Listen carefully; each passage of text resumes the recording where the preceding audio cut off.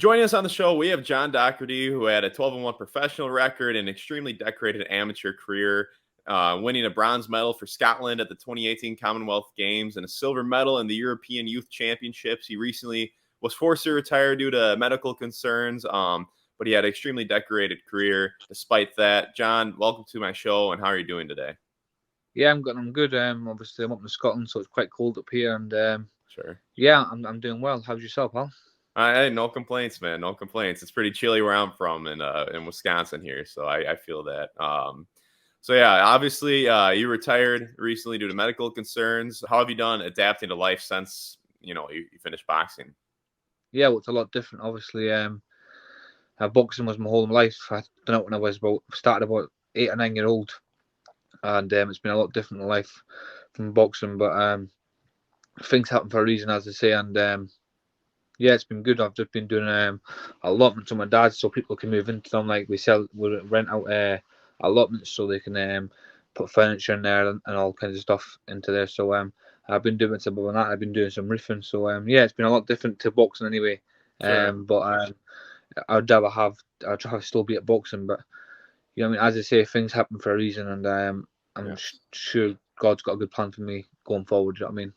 Absolutely, absolutely. And we talked about earlier that despite your career being cut short, you still accomplished more than the vast majority of boxers ever will dream of accomplishing. Have you been able to look back and reflect on what you accomplished in your career and be proud of that? Yeah, well, at the time when I stopped, no, I wasn't really. I'm still not, but it was a good career. It was a fast career. Obviously the pro game to the amateurs. I liked pro better. You know what I mean? So it was. I reflect back on it was a good career. It wasn't when it was so long. I mean, I was basically just starting to get kicked off. It was just starting basically my second chapter of pro career.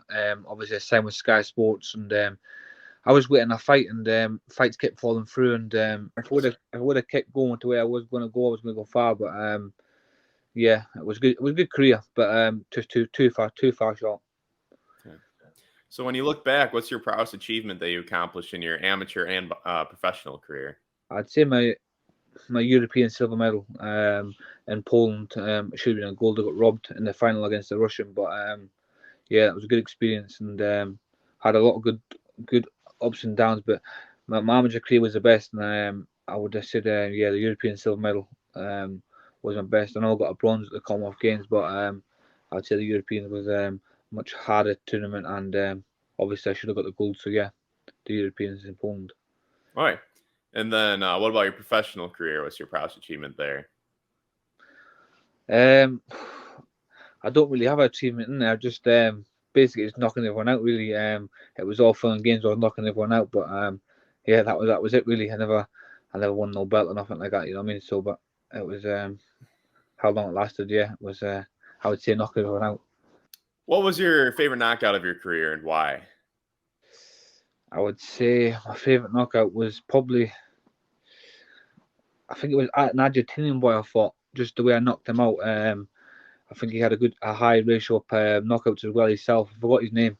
I think he's married to. I think it was my sixth fight in Sheffield. It was one of our best knockouts. So just it was going to basically start my new contract with Matchroom. So I had to perform, and I did with knocking him out quick. So yeah, it was the one in Sheffield. I think it was on the Kell Brook undercard. It was just the way I knocked him out as well.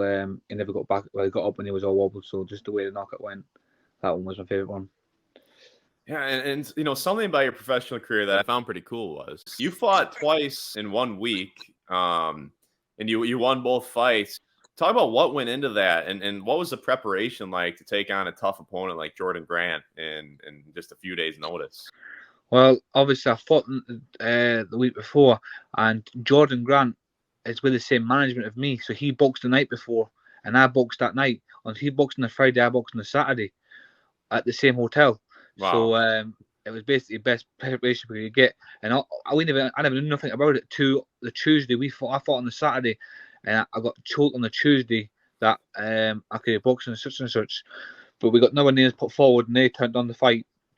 And then it was him, Jordan Grant. So yeah, it was very good because obviously I needed that. I was going to work the same with Sky anyway, and and then I got to fight on Sky. You know what I mean, to show them what I was really about, and I'm back with a new team and show them what I was about. And obviously, I got the stoppage win over a dual opponent in Jordan Grant. Obviously, fought Tommy Fury, and Tommy Fury never knocked out in that there. So yeah, and obviously it was the weight above, but I was weighing heavy anyway because the fight week before I weighed in heavy, and then obviously I went out like eating a lot of rubbish, and so I was high in weight. So yeah, and then I obviously fought Jordan Grant, and it was all right. It wasn't obviously at my weight division, but yeah, it was a good opportunity.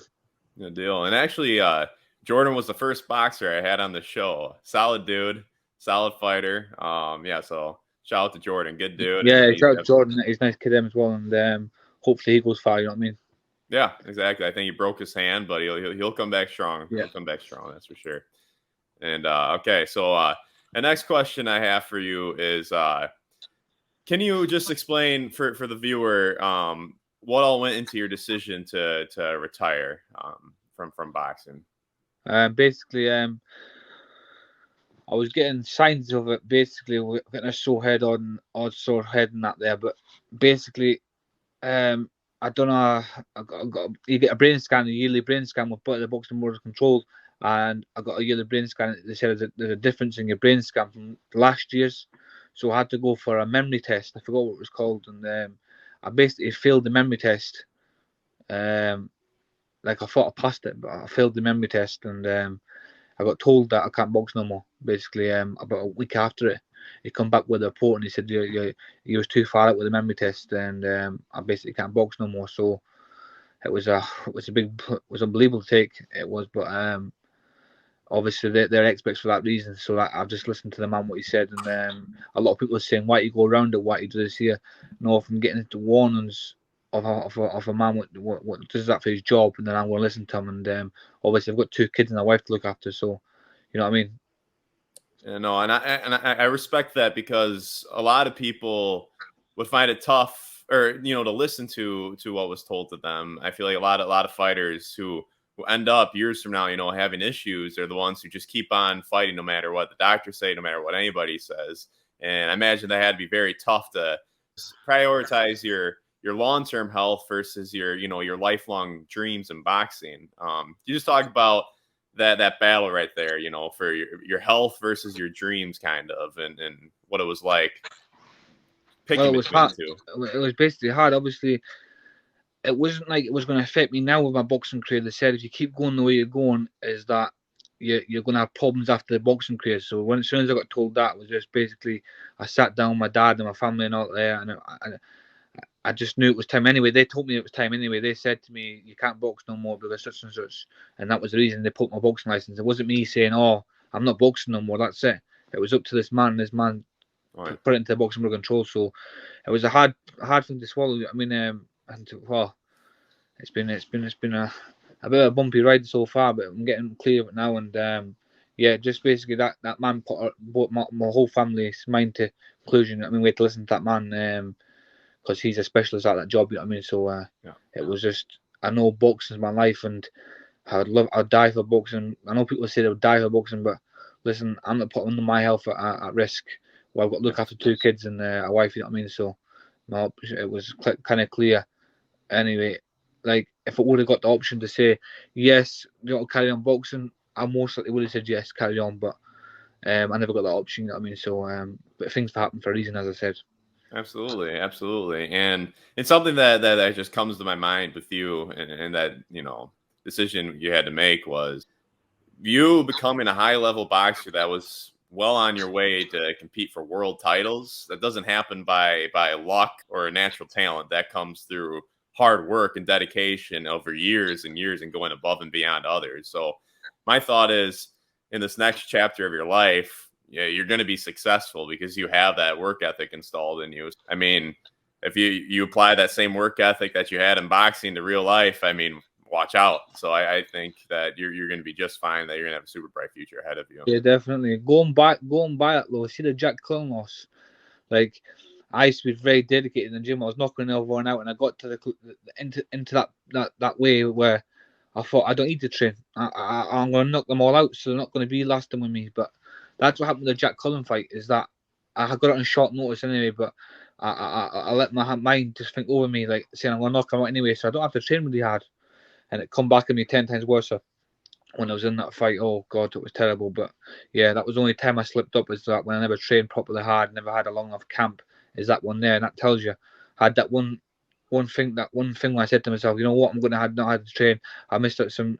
Well, they told me it was too early for the fight. I mean, I just thought, you know what, I'll just fight. It was just before Christmas, so yeah, basically never slip up. Always keep your eye on the ball, and when you're knocking everyone out, make sure you always, I mean, keep training hard. I wouldn't have to tell a lot of people that, but I done that silly move.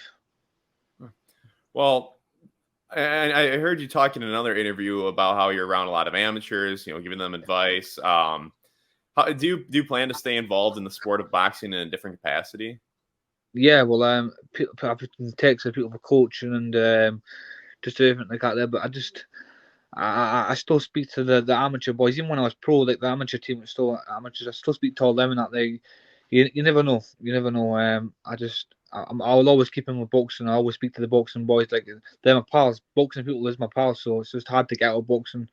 I always watch boxing, so you never know. I might come into management or coaching. You never know. Just have to see it down the line. Just now, I just need a rest from boxing itself. Sure. And are there any ventures outside of boxing that you're looking to get into? Nothing yet. No, nothing yet. But I will definitely. There will be something, I would say, coming up. All right. So yeah, let's talk about working with the amateurs and stuff. I heard you say that you told the amateurs to not go pro and to stay amateur as long as you can. Can you just go deeper into that and talk about maybe the darker side of professional boxing that you saw in your time in the sport? That the pro game, I know for a reason to stay amateur. Like if even when I was halfway through my pro career, when I was winning and knocking everyone out, I was going, you know what? I was saying to the boys, Akil Hamidy's name is, what's on the Scotland code. I said I would love to come back amateur. It's just a case of that. It's just a lonely sport. Like that pro game is a completely different sport. If you lose, you're finished. I've seen what they're like when you lose. Um, it's just a hard sport. It's just a lonely sport. You're down there by yourself. I was 500, 600 miles away from home. I moved down there, and one thing happens and they chuck you out like it's nothing. You've moved your whole family down there, and everything got turned upside down on me. And not even the case of me when I lost. It's just a lot different. It's not a sport no more. It's like I know it's like a job where I was taking amateurs as a sport and I was getting more success. That there was just too much. It was hard, that pro game. It was just obviously it was your job. It was your job. I mean, so you couldn't. You always had in your back of your mind, if I lose here, what's going to happen? What's going to this? Sure. You have to give 110%, and just it was a hard sport, and it was the pro game's a draining sport, and that's how a lot of people goes into depression. And I get it now. I don't know much about depression, but what I'm saying is I know how people goes into depression. Like Tyson Fury talks on it a lot, and all the other ones. That's how they do it because I know. And I've not been. I wouldn't say I'm depressed, but I just know how people can be depressed. Why they're pro. Now I know that for myself. Sure. And if you could go back, how long would you have stayed amateur for? I would have most likely stayed at amateur till I was about 25, 26. I turned pro. I think it was 21. It was after the Commonwealth Games. I just had a good opportunity, and I thought saying my match room, no turning back now. But I should have went really into the Olympics and went that way, but I never. I just turned pro, and I didn't really think it through. I just thought there's a good management coming to me, a good training team. I thought someone's telling me to go with these, so I just thought, you know what, I'm going to go with these. Right. But it was not a good. It wasn't a good move. Hey, you're talking about amateurs. Are there any up and coming prospects from Scotland that we should keep our eyes on? Yeah, there's a lot of them from Scotland. There's Sammy Lee. I mean, Sonny Samiki, Sean Lazzarini. There's a few of them. There's Reece Lynch. He got a bronze at the Worlds. Who else is there's a few of them. I mean, there's a lot of that's the three main ones I would say. And there's Akil Hamid. He never went to the Commonwealth Games. He's getting a bit old now, but I speak to him all the time. But he's 49 kilo. I think he's going to World Championships. So yeah, they're all big names to look out for. I think Sean Lazzarini's turned pro. He's still going to go pro, but he's still going to do amateur. I think. So yeah.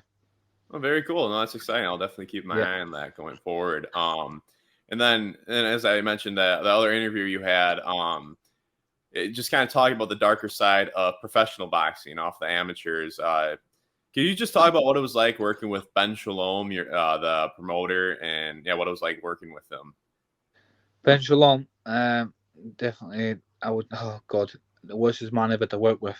I never worked with myself, it was my management, and when my management was getting back to me and saying stupid things and about what he was saying, he's the worst man ever to work with. I don't know how he's got a job at Sky. There you are. And that's going from myself and a few more people I spoke to. Well, about 5 or 6 people I spoke to about Sky, and they mentioned Ben Shalom. It's just, away with it. I've got messages on my phone, what he sent me. Oh, he's just so disrespectful. It's just, yeah, I'm just not going to go too far into him, like, but I would not, for Sky, obviously everyone else at Sky, John Wish and all the other boys, they're all fine, but just that man's just too much. It's just, I just don't know how he's got a job on Sky Sports. That is too bad to hear. It's too bad. Professional boxing has a lot of things that need to be fixed, obviously. And let's talk about a little headlines right now in the sport. We mentioned Tyson Fury earlier, and this is kind of a perfect example of professional boxing and in the areas that needs to improve in. We haven't been able to see Fury with some of the top guys in the world, and everybody wants these fights to happen. It's just negotiations, behind the scenes things prevent it from happening. But how if Fury fights Usyk, how do you see that fight going? And who would you pick to win? I see Tyson Fury winning that fight wide on points. And I see him. I mean, maybe see him dropping him in the fight as well. Tyson Fury dropping Usyk, so I just see Tyson Fury just too big, and his skill set itself. I know Usyk's got a good skill set. I just see Tyson Fury just all better on fighter, and you'll see that. I know people think I'm mad. Sometimes some people think I'm mad when saying this, but I just see Tyson Fury a wide points win. Oh, I agree. I think honestly, this might be a bold statement, but I don't know if there's a heavyweight in the history of boxing who could beat Tyson Fury. I I just could don't put see that it. in a statement now and say there's no one just now who can beat Tyson Fury. Not Yeah. a chance. I can't see it. Maybe I'll be proven wrong sometime, but I just can't see no one beating that man. He's just on another level to all these heavyweights. And he's hitting like his prime right now. Like he's like 34, but he's hitting his prime where he's getting some heavy hands. He's just when he walks in a fight healthy in the right mindset, he's a problem. And I think going to your points, I don't know if anybody can beat him because the most powerful power puncher, and Deontay Wilder land his greatest shots that he could on Fury, couldn't knock him out. So if you Definitely. can't knock him out, how are you going to beat him? How are you going to beat him? Exactly. That's what I say. A fight I would like to see is Anthony Joshua and Deontay Wilder. That'd be a good fight to watch. Yeah. Get them two next. So I think Deontay Wilder's fighting Andy Ruiz, I think. So after that, there get them two to fight. Who wins it like? I mean, and then you can see that because I just can't see Tyson Fury getting beat off Usyk. So you just got to plan Tyson Fury's next fight. That's one for me. You know what I mean? So and it would be a bonus if Anthony Joshua beat him. You know what I mean? Deontay Wilder, and then them two fight. But I just don't see it either. And in that fight, I don't know about you, but I'm picking Wilder there because I just can't see. I think it goes one Fury. I believe Fury when he says that it's me, everybody else, but Wilder's number two because just that punt that power is just unreal. I don't know if I know that's scary power. Look at Deontay Wilder and his last opponent. That's what you've got to look at. Like I know he's got to say this here, but look what he done to that last boy he fought. That was unbelievable, and everyone started raving about him again. That Deontay Wilder. So yeah, I just can't see him. I'm seeing him hitting Anthony Joshua and putting him straight to sleep. I just do. I can't see him going past 5 rounds. all right. And so staying on the Furies, we're going to talk about a different Fury, Tommy Fury. And I think you have a really interesting perspective here because you fought Jordan Grant, who was very level with Tommy. Honestly, in my opinion, I think that Jordan Grant won that fight. That's just my opinion against Fury. But obviously, Fury, it was his home arena, home judges. Grant probably needed to stop him or really have a decisive win to get the nod in professional boxing. But yeah, I think Grant won that, but they were very equal. So it looks like Tommy Fury will hopefully fight Jake Paul. As a guy with a very decorated amateur background and experience, first question is just, what do you think about what Jake Paul is doing in general, kind of bypassing the amateurs and getting all his experience through hard sparring? Yeah, listen, I can't downcredit that man. 1,000,000% I can't. He's doing unbelievable for boxing. He's getting different eyes to look at it. He's going around sparring all these top pros. It just brings them on. You know what I mean? You can be the best amateur ever, but you can be a bad pro. That's all I'm going to say, is that you don't have to be amateur and come pro. Because I've seen some of the worst amateurs ever come pro now, and they're doing unbelievable. So I wish Jake Paul the best, and I can't see him. I just can't see him beating. I know it's stupid. You'll probably disagree with this one. I just can't see him beating Tommy Fury. Right. I really can't. I just don't think Jake Paul has got a chin. Okay. I just really think, I might be wrong, but I'm just backing Tommy Fury to win that fight. Yeah. And I think the adrenaline, what he can't lose to that man will just make him perform even better. Tommy Fury, I think he performed at his skin that night when they fight. I just feel like his family knows he cannot lose to that man, so he'll have that in the back of his head as well, and he'll perform better than what he should have with Jake Paul. And I can't see Jake Paul beating Tommy Fury. Yeah, so my thoughts on it is, they were originally planned to fight in December of 21. I think Tommy wins that, and I think he wins that decisively. They were supposed to fight in August of 22 now. That didn't happen. So now it's looking February of 23, because people don't realize Jake has been training for like a professional for about 3 years now. I think he's getting stronger and stronger and stronger. And the farther this fight gets put off for, the better his chances are of winning. So I think it's, for me, I think it's anybody's fight. I don't know what to really expect, because, you know, I've seen Tommy, the Jordan Grant performance, I was impressed by how he fought there. But some of his other fights against, you know, he fought Jake Paul's sparring partner, is a 5'6" MMA dude, and went the distance with him. This last fight in April, I wasn't super impressed with. So and Jake, it's kind of funny that Jake actually has some more experience in some ways, where Jake has fought 2 8-round fights now. He fought a 6-round fight where he knocked the dude out before the 8th round. And I think the furthest Tommy's gone is 6 rounds. And Jake's done it in front of the bright lights multiple times now. So if there's any advantage, Jake has some advantage there. And then obviously Tommy's been doing this since he's a kid, so he's got much more experience. But I just think it's an interesting fight. Definitely, it's definitely an interesting fight. And like where I'm a traveller as well, and he's a traveller, I just know what he'll be going through not to lose that fight, because his dad's got very vocal about it. And I just unless Jake Paul pulled a shot at the bag and knocks at Tommy Fury, then I can see, but I just can't see him losing that fight. I just know what kind of fear factor he'll have going into that fight. I know he says it's Jake Paul and he's going to do this and do that, but I just see him have a lot more fear factor going into that fight. And I hope him the best. And Jake Paul, as I said, I cannot dismount what he's doing for boxing. He's getting more eyes to boxing. He's doing unbelievable. He's getting paid a lot of money. And listen, if I had the option to come out of retirement, if I could, and fight him, I would 1,000,000% do it. But it is what it is, you know what I mean? And I wish them two all the best. And I'll be back in 23 to win that fight. All right, well, awesome. It's been a blast talking with you, John. I have one last round for you, a rapid fire round where I'll just ask you a bunch of questions and just answer them in a timely manner. Sound good? Yep. All right. First question is, what's your dream matchup in the ring? Dream matchup in the ring? No, Tyson Fury. It would have to be an Anthony Joshua. I just don't know why that is, but it does have to be the main one for Britain. You know what I mean? I'd love to go to that. That'd be a show I'd definitely go to. Sure. Favorite holiday? Favorite holiday? I've been to Benidorm 7 times, so it'll have to be Benidorm, Spain. Right. Hardest puncher you've ever fought? What, an amateur and pro? Both, yeah. Probably a French guy called Louis Touton. He's pro now. I think he's 10-0 or something. All right. Dogs or cats? Dog. Favorite movie?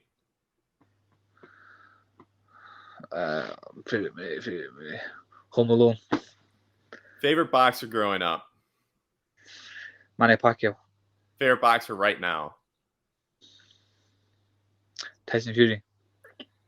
Your favorite workout? Weights. Least favorite workout? Running. Favorite food? Indian. Favorite place in the world? It would have to be Benadryl. All right. Last question. Favorite animal? Dog. Awesome. Good deal, man. Yeah. Thank you very much, John, for coming on the show. I had a blast talking with you. Yeah. Best of luck going forward. I know the future's bright for you. So yeah. Best of luck. I'm looking forward to staying connected along the way. Cheers, Paul. Thanks very much for having me on as well. And yeah, I enjoyed it. Enjoyed chatting to you.